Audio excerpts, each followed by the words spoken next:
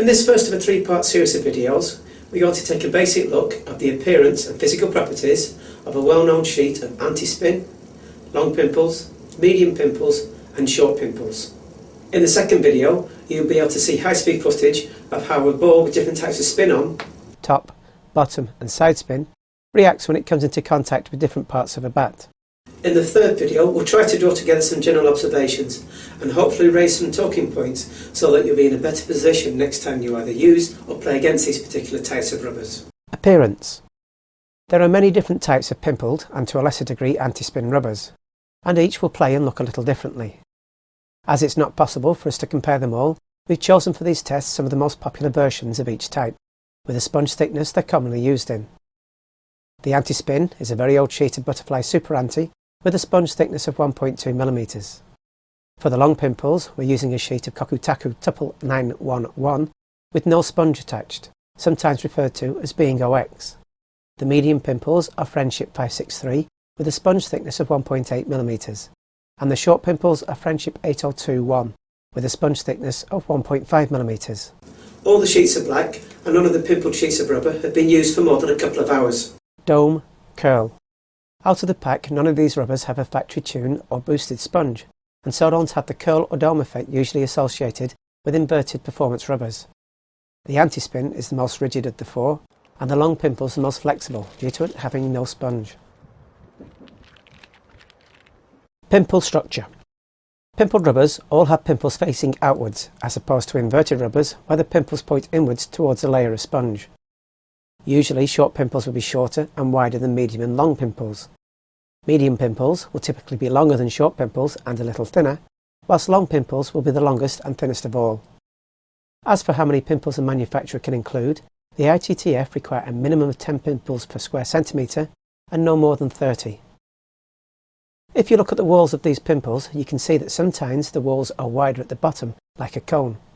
Other times the walls are straight up from top to bottom, like a cylinder. Whether a manufacturer chooses to make the pimples straight cylindrical ones or cone-shaped ones, the widest part of the pimple should always be at its base, so you shouldn't see pimples like this. Pimple pattern. Looking down onto the rubber surface, you can see a consistent criss-cross pattern. The ITTF requires all pimples to be evenly spaced along 3 sets of parallel lines at an angle of 60 degrees to each other. With these rubbers, all 3 have the same pattern. However, when we look at a sheet of Globe 889 short pimples, the parallel lines of pimples seem to be at an angle which is less than 60 degrees. How can this be legal? Well, let's rotate the sheet of pimples around 90 degrees and you can see that the Globe 889 bases its 60 degree angle on the vertical axis, not the horizontal one. By comparison, the anti-spin's pimples face inwards onto the sponge, exposing a smooth inverted surface of rubber to the ball. As you can see, the pimples on the Super Anti are much shorter than any of the pimpled out rubbers looked at here. Tops of the pimples and surface of the anti-spin.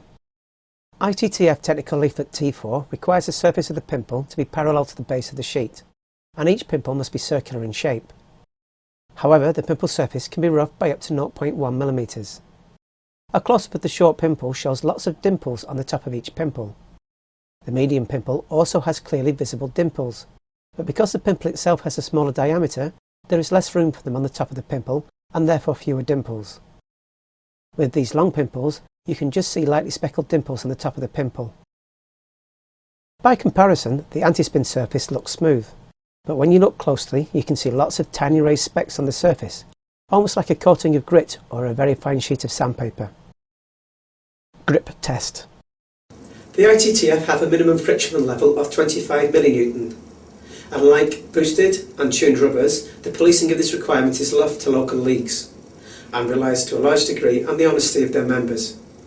None of the rubbers you see in these video series have been treated in any way, and all are on the authorised ITTF rubber list. For our simple grip test, I placed the tuning fork on the surface of each type of rubber and pivoted the blade around my finger until the tuning fork slid off the rubber surface. The greater the angle before the tuning fork slides off, the greater the grip. As you can see, there is little difference between the anti-spin and long pimple, and again between the short and medium pimples. However, the short pimples just have the best grip and the anti-spin rubber the worst. Bounce test. Ideally, all the rubbers will be tested without sponge. But as this isn't possible, we're using them in the most commonly found formats. Now, when you're playing people who play with short pimples, your more aggressive players might prefer a thicker sponge. And also when you're playing people who use long pimples, players who like to chop away from the table might like to have a thin sheet of sponge on. This test is therefore only included to provide a little bit of background when you watch the high-speed footage. To test how lively the combination of rubber and sponge is compared, I clamped a bat horizontally in the vise and then dropped a ball onto the rubber surface. Although the anti-spin rubber is combined with the sponge, the ball virtually stopped dead on the second bounce. More the type of effect you'd see with the tacky inverted rubber. The bounce was also very low. The bounce of the long pimples was higher than the anti-spin, even though the long pimple had no sponge, and was very similar to that of the short pimpled rubber. The medium pimples, not surprisingly as it has the thicker sponge, bounced the highest, and unlike the others, didn't seem to bounce straight. Conclusions. As we've already stated, these rubbers tend to come in very many different types, and also different combinations of sponge hardness and sponge thickness. Typically though, the name says it all. Short pimples tend to be shorter and wider than medium pimples. Medium pimples tend to be shorter and wider than long pimples, and long pimples are the thinnest and tallest of them all. Whilst anti-spin looks like normal inverted rubber, the grip will be far less. Next time you play someone who uses these rubbers, why not check the bats before you play them rather than after, when it's too late. In the second of the video series, you'll get to see high-speed footage of how the ball reacts when it comes into contact with each of these types of rubbers at different parts of the bat. And in the third video, we'll try and draw together some general observations about what we've seen. Thank you for watching.